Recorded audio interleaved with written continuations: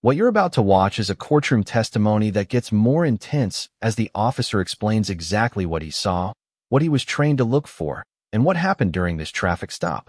Pay close attention, because later in this testimony, some of these details become very important. Okay, are you ready to call your first witness? I am, Judge. The Commonwealth calls Trooper James Wright. Okay, come forward, Trooper Wright.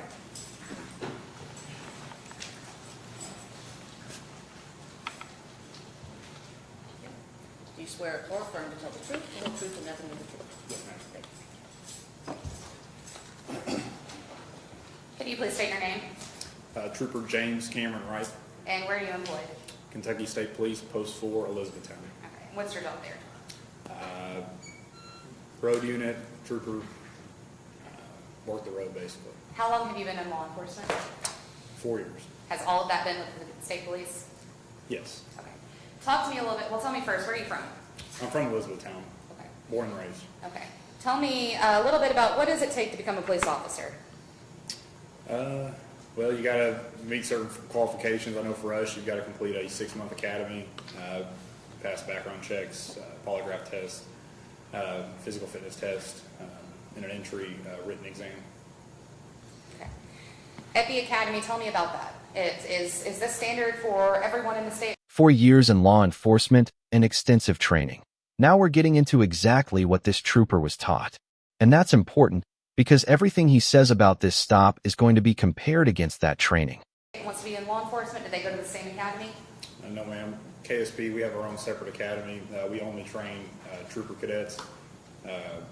DOCJT trains, sheriff's deputies, city police officers. But our academy is separate, and it's in Frankfurt. Okay, so there's one academy for the state police, and then there's another academy for everybody else? Yes. Okay. When did you go through the academy? I started January 7th, 2018. And tell me about what happens at the academy. What are they teaching you? Tell me about the schedule, I guess. You wake up about 4 o'clock every morning, Monday through Friday. You report on Sundays, but your week starts Monday. Wake up 4 a.m., go to class, physical fitness. Depending on what week it is, it could be driving, shooting,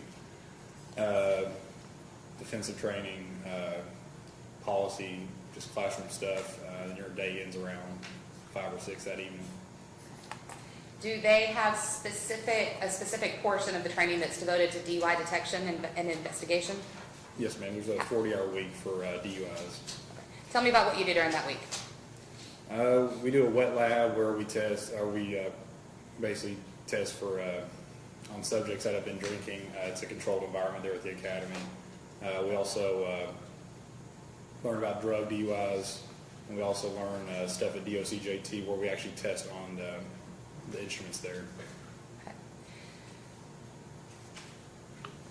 So I want to talk about that wet lab a little bit. So is that basically volunteers that say, hey, I'll come drink and let you run some tests on me? Essentially, yes. Okay. So what kind of tests do you run at that wet lab? Field sobriety, it's basically just to make sure you hone in on your field sobriety skills. You test them on instructors or just volunteers that usually the academy staff knows that come up and drink in a controlled environment. Okay. Let's talk about field sobriety tests in a general sense now before we get into anything about Ms. Brock. What are standardized field sobriety tests? They're just divided attention tests to determine someone's impairment, if there is any. Why are they called standardized? Because they're done a certain way. They're nationwide. They're done the exact same way from start to finish. So an officer, a state trooper here in Elizabethtown, or a sheriff's deputy in Texas, they're taught the same way to do these tests? Yes, ma'am. So basically, the defense is establishing that these tests aren't something an officer simply makes up on the spot. There's a specific method they're trained to follow. That makes the officer's later description of what happened even more important. Now let's talk a little bit about your experience as a state trooper. You said you've been a state trooper for about 4 years? Yes, ma'am. What kinds of cases have you handled? All sorts of cases, between drug cases, assaults, burglaries, DUIs, domestics. Pretty much you can think of it. I've probably worked at not homicides, but death investigations. Pretty wide range of cases I've worked. Now, you've done investigations regarding all these things, right? Yes, Have you ever conducted an investigation for any offense where then you didn't arrest someone? Oh, absolutely. Or didn't charge someone with a crime? Yes, Okay, and why didn't you charge them in that situation? because they didn't prove to me that they committed the crime. Okay. How many DUI investigations do you think you've done? In 4 years, That's a pretty revealing answer. He's saying he's handled situations where he investigated someone, but still decided there wasn't enough to make an arrest. So now the question becomes, what made this particular stop different? I'd say probably over 1,000. Okay. And have you always charged someone? No. Okay. And tell me about a time maybe that, or an example of why you might not charge someone. You see general indicators, you see driving behavior, you stop them for maybe a suspected DUI, you get up to them, maybe they've been drinking a little bit, maybe they haven't, maybe the car smells like marijuana, maybe they admitted to smoking some marijuana, taking prescription medications, get them out due field sobriety, and they don't show enough indicators and clues to make that arrest. Okay. So ultimately, what leads you to arrest someone for a DUI? It's kind of like a I want to know what you think so far. Does the officer's explanation sound reasonable to you? Or do you think there are already questions that need to be answered? Drop your opinion in the comments.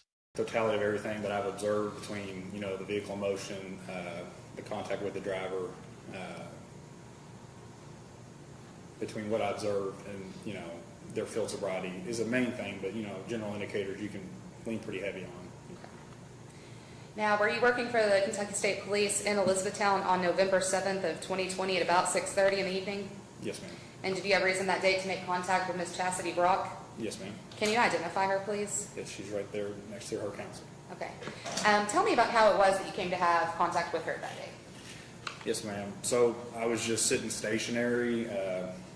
I know in the question that they asked earlier, some of y'all didn't really know about Hardensburg Road, but it's just a state road. It's Kentucky 86. It runs basically from Cecilia all the way to take you to Hardensburg. Well, it's called Hardensburg Road. I just call it 86. It's a windy road in some places, but the area that I was sitting in was probably the most straight stretch of the whole road that I can think of. I was sitting at Howe Valley Elementary School. It's an old abandoned elementary school. I was just watching traffic go by. Ms. Brock's vehicle was traveling westbound, and it actually struck the rumble strips right in front of me where I was sitting, so it immediately caught my attention.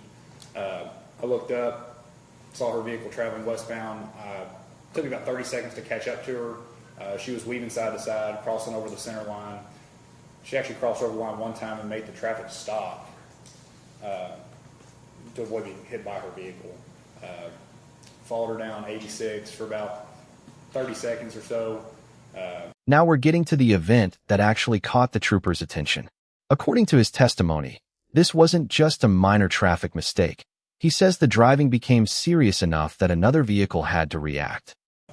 Continued to observe poor driving, and then I initiated a traffic stop about 9:20 and 86. It's just a little corner store. Okay, now when you say I observed her, did you know who it was in the vehicle at the time that you first saw the crossing the line? No, and the vehicle wasn't even registered to her. Okay, so So I had no idea who was actually driving. all you saw was a car that was not operating It was a safely. red pickup truck, yes. Okay.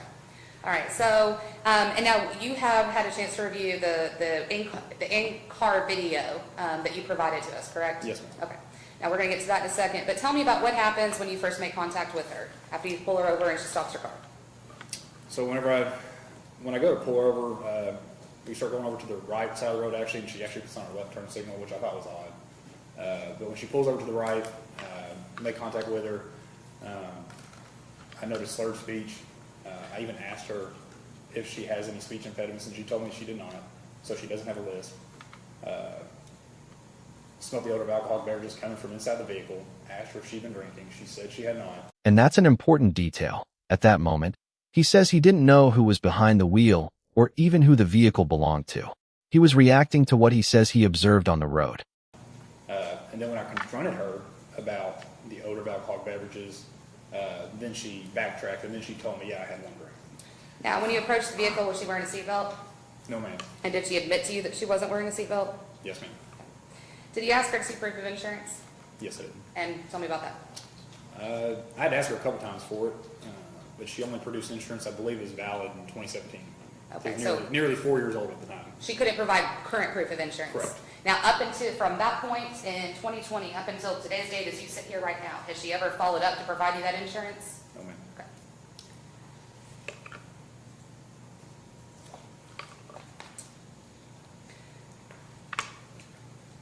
Okay. Okay, so let's talk about everything else that happens at this point. You've asked her for insurance. She said she wasn't wearing a seatbelt. You asked her if she had a speech impediment. What other conversations did you have prior to you asking her to step out of the vehicle?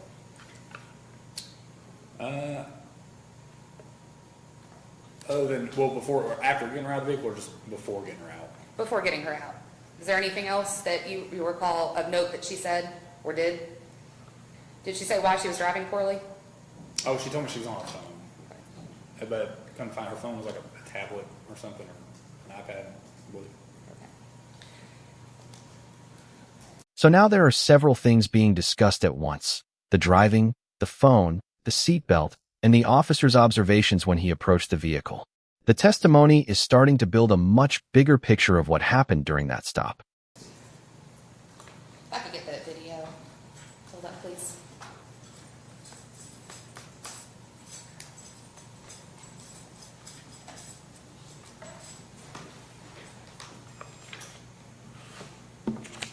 I think it's a lot easier to go through a little bit of testimony and a little bit of video than rather a lot of testimony than watching a lot of video. I think it helps all of us pay attention. So we're going to, sorry, let me.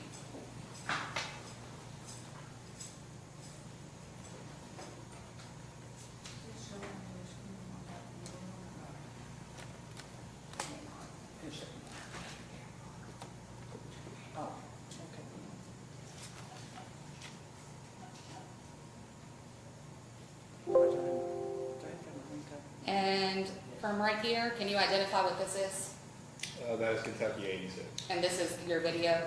Yes, ma'am. Okay. And you have had a chance to review it in its entirety prior to today? Yes, ma'am. And is it a fair and accurate representation? Absolutely. Okay. And let me just go ahead and get this out of the way too. The location where you first observed her up until where you stopped her, that is all in Hardin County? Yes, ma'am. Okay, all right. So can you set the scene for us right here before we watch this first portion of the video? What's going on? I can't see the time frame. Is it set at 0? Is it like? Is it just started? I can't. This is like right. This is as soon as my camera was activated. 3 seconds. 3 seconds. This is me catching up to the vehicle after I turned right on the 86, the travel westbound. So I'm trying to catch up to her vehicle. Okay. Yeah, hold up just a second. My link's not letting me call that up. Yeah, because it's private. And so we're going to hook up this other one. Okay. Screen. It's in the other one.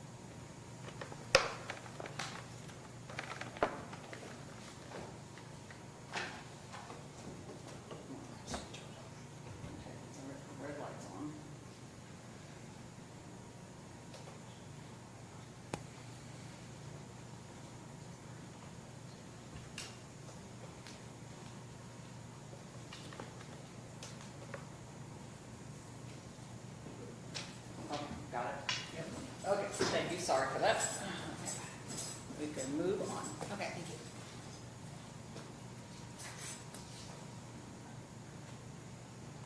And I guess before you come up, is the car that you're gonna come up behind, is that Miss Brock?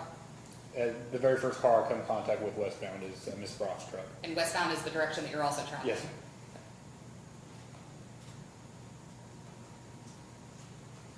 Your Honor, just for the record, I would like to have the officer refrain from commenting on the video while the video is playing for the jury. Once the audio begins in a few seconds, I don't intend to ask him any other questions. Okay, I was trying to we're just multitask. orientating. No worries, I just wanted to, Okay. you got it, thank you, Your Honor.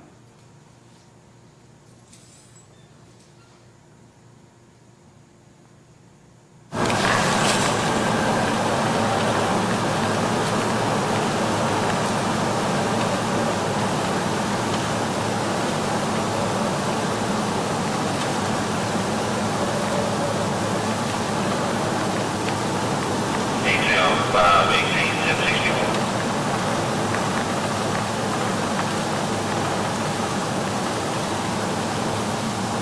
Detail 334, 1020. En route. Union Bristol 8, West. Perfect. Trucks. Main delivery. 10, 511 town 1044. 911. I have a caution light at 92086. Kentucky 594 north of Williams King. I'm 98 negative 25 on that 911. Yeah.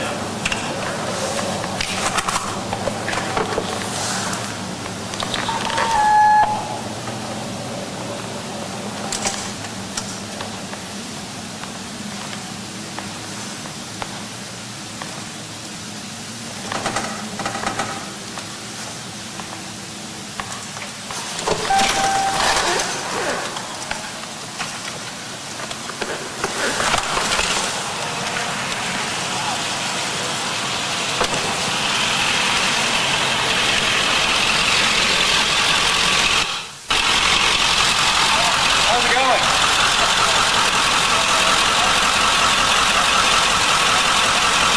How's it going? It's going fine. I was going down to Miami. Okay. The reason I'm stopping is because you're swerving very badly. I'm sorry, sir. Okay. I mean, you're hitting the rumble strip and crossing over the center line. Crossed over the center line one time so bad that the traffic had to stop back there. You're how valid. I'm sorry, sir. I'm On the phone? sorry. Yes, I was.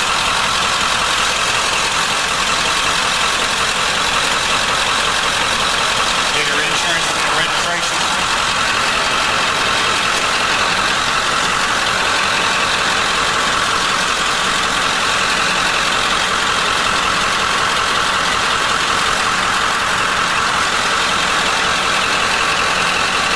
Where are you heading to right now? Okay, how much have you had to drink tonight? Okay, well, let me ask you this. Okay, then why can't I smell it? Look at me. Set it on. You're going to be honest with me. Okay, ma'am? Yes, sir. I'm going to ask you one more time. How much have you had to drink tonight? I had a drink on the way down here. Okay. Let me ask you another question. Yes, sir. Do you have any type of speech impediments? Anything No, like that? no, Okay. sir, I don't. You're slurring the words very badly. Okay. Is it just one drink? Yes, sir. Okay. Judging off your slow speech, you're... Okay. Well, nervous, you didn't know anything about me while you were driving, and you're driving forward. Okay. I was on the phone. I was talking to my friend to do the whole thing. I'm sorry. Okay, you're also not wearing a seatbelt. You weren't Yes, wearing it. sir. You were wearing it when I came up. No, sir, I was not. Okay. Let me see your insurance, please. Okay. Can I go over here? Oh, yeah, if you haven't, I need you to just get it. I'll be right back with you, okay? Yes, sir.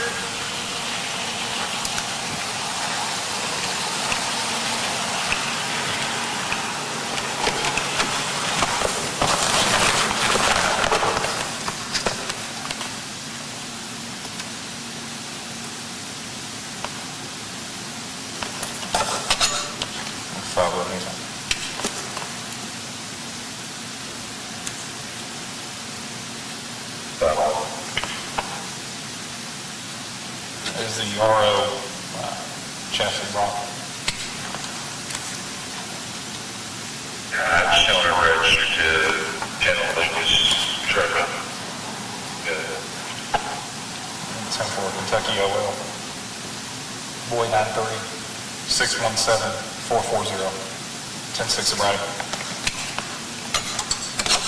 If you're following this case and want to see how the testimony develops, hit the like button. It helps the channel bring more courtroom moments like this to you.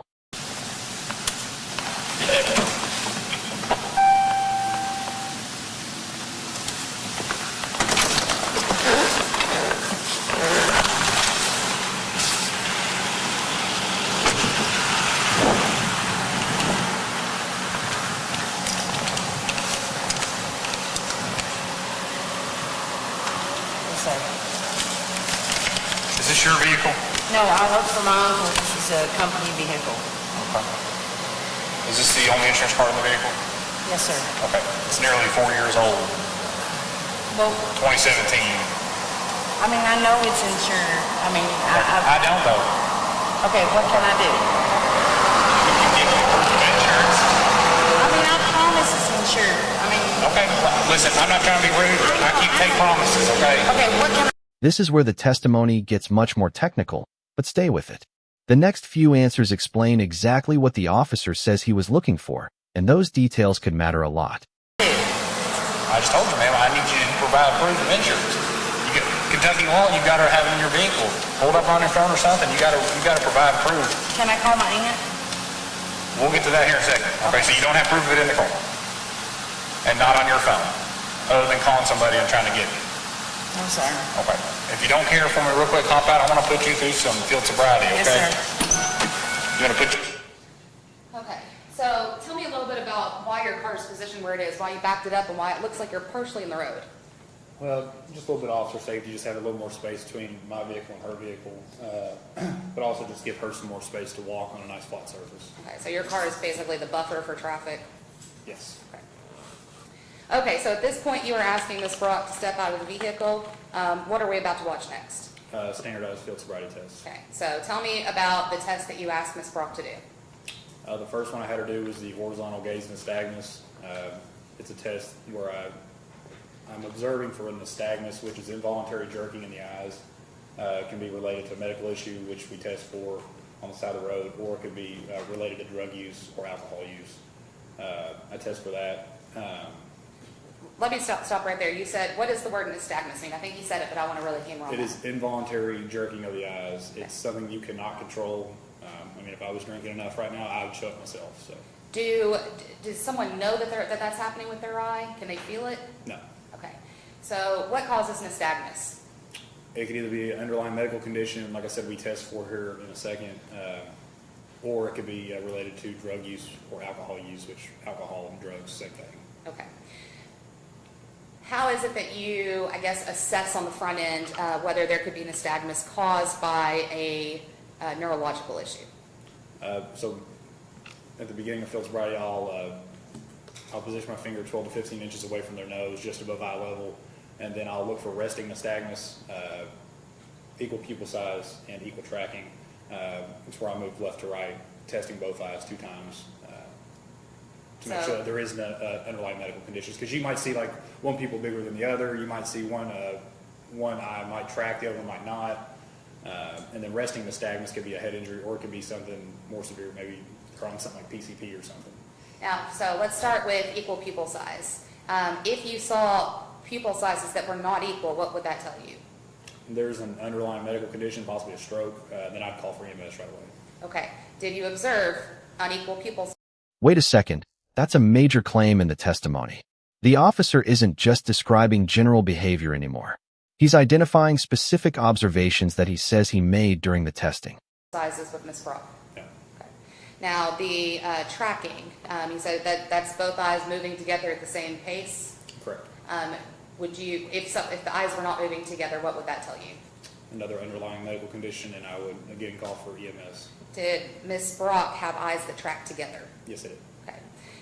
Now, resting nystagmus, you're saying that's if I'm looking straight at you, the involuntary movement of the eyes looking straight ahead? Yeah, it's basically whenever my fingers right in front of their face, 12 to 15 inches, and then their eyes are having nystagmus. That could be a real big issue. Like I said, it could be a major drug issue like PCP or something, which would be an officer safety, or it could be a medical condition. Okay. And did Ms. Brock have resting nystagmus? No. Okay. So you've done the preliminary, I guess, assessment prior to doing the HGN. Let me ask you this. The way that you performed that HGN test, the horizontal gaze nystagmus, looking for that jerking of the eye, did you perform it the way that you were trained to do so at the police academy? Yes. Okay. Tell me how you performed this test. So for the pre-check, you start with their left eye, and I move to the right, 2 seconds out, 2 seconds in, 2 seconds out, 2 seconds in. I do that 2 times. I think actually I did that 1 time on Miss Brock, but she wasn't focusing correctly. She was like almost just like having a blank stare right at me, kind of just like a glazed look on her face during the pre-check. And then the HGM for lack of smooth pursuit, 2 seconds out, 2 seconds in, both eyes twice. And then distinct and sustained nystagmus at maximum deviation, which is out just where you see no longer no whites in their eye, usually about shoulder width, and you hold for 4 seconds, and then you test both eyes 2 times. Let's talk about these one at a time. So that's a good overview. Lack of smooth pursuit. Tell me what that means.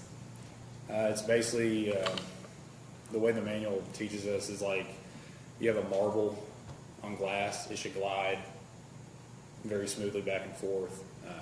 But nystagmus will almost look like windshield wipers on a dry windshield, how it skips. It's pretty obvious whenever you see it, and especially when you've been trained on it. But that's what I'm looking for in lack of smooth pursuit. Did she exhibit that? Yes, ma'am. In one or both eyes? Both eyes. Okay.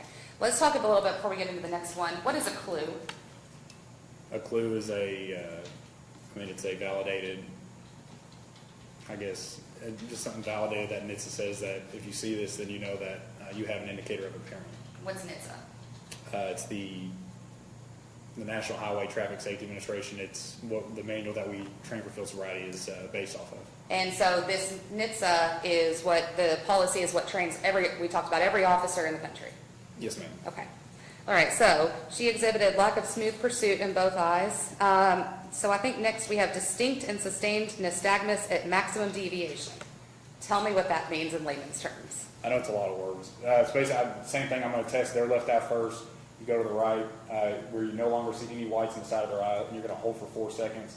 And then in case where you have nystagmus, their eye will bounce as it's stretched over to the side.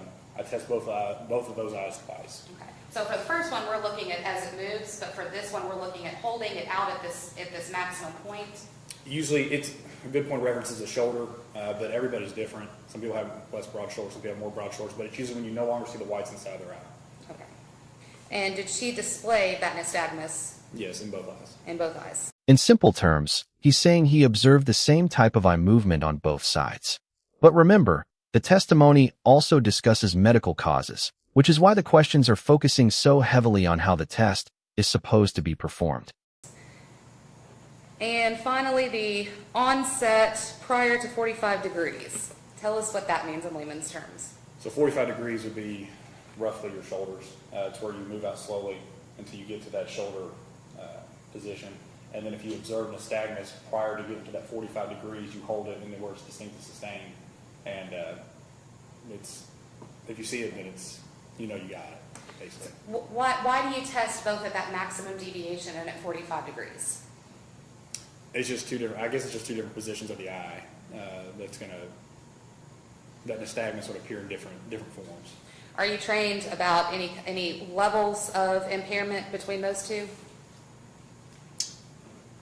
If I see those clues, yes. If you observe those clues, then you know that you have. If you have at least 4 of those clues, then you know you have a BAC of 0.08 or greater. So based on your training, they tell you can almost guesstimate how much alcohol is in someone's system based on how they perform on these? Basically. I'll just subject to speculation here. He responded based on his training. Yes, overall. Thank you, Judge. Thank you, Judge. That's according to the manual. Right, okay, so that's what they taught you. Yes, ma'am. How many clues are possible to be observed on the HGN test? 6. And how many clues out of those 6 did Ms. Brock exhibit to you? A maximum. That is the kind of answer that immediately changes the temperature in a courtroom.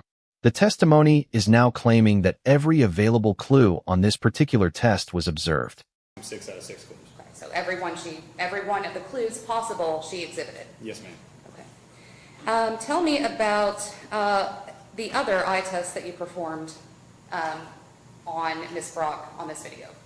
I did the vertical gaze and nystagmus. I did not list that in the citation, just a human error, I'm guessing. But it's where you test, you go basically from eye level and 12 to 15 inches out, and you're going to have the eye stretched to the top. And if you see nystagmus at that point, the eye will bounce at the top. If you see nystagmus there, then that's usually for that user, for that specific user, it's usually a high amount of the drug. So. And when we say drug, is alcohol a Alcohol, drug? yes. Is alcohol a drug? Yes, ma'am. It's a central nervous system depressant. Okay. Now, did she exhibit vertical gaze nystagmus? I couldn't tell. I didn't list it in the citation. It's been so long, I couldn't tell you. Fair enough. What is lack of convergence? It's an advanced. It's called ARIDE for lack of better terms, but it's advanced roadside impaired driving enforcement. It's not something basic they teach at the academy. You have to take an extra course outside the academy. It's going to test to make sure the eyes can cross in the center. If they do not cross, whenever I make 2 circles and then I come into the bridge of their nose, their eyes should cross. But if it does not cross, then it could be several different drug categories that it could have been. But a central nervous system depressant, being alcohol, would show lack of convergence, and she had lack of convergence. Okay. I was going to wait a little bit since we brought it up now. I want to talk a little bit about ARIDE, the Advanced Roadside Impaired Driver Training. Tell me a little bit about what ARIDE is exactly. I know that you said it's an extra training, but tell me about that. It's 3 extra tests. That's like a step up from field sobriety. It's just more advanced. It goes a little more in depth of the different drug categories and what certain drugs do. Like I said, there's 3 tests. I only did one of the 3 tests though on Ms. Brown. Okay, so you've mentioned the drug classifications. In this ARIDE class that's more advanced, they teach you this category of drug can exhibit manifestations in this way and this one. Is that how they break it down and teach you the classifications of drugs? Yes, ma'am. Okay. Does every officer go through ARIDE? No. Are they required to? They're not required to. No. And when did you do the ARIDE certification? You would ask me that. I think. And just like that, we've reached a key point in the testimony. What started as a simple traffic stop has turned into a detailed examination of the officer's training, his observations, and the decisions he made that night. The courtroom isn't just listening to what happened. It's examining how those conclusions were reached. And that's exactly why testimony like this matters.